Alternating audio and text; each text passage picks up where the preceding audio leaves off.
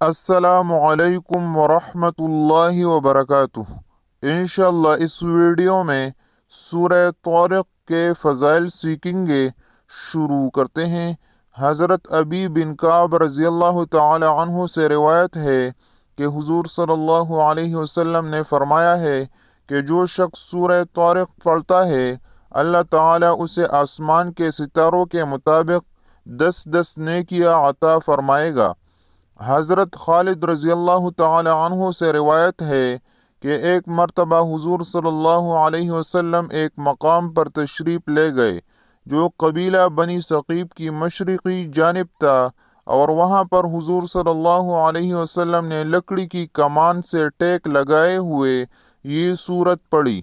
پاس ہی راوی یعنی حضرت خالد رضی اللہ تعالی عنہ موجود تھے۔ انہوں نے حضور صلی اللہ علیہ وسلم سے یہ سورت سن کر یاد کر لی۔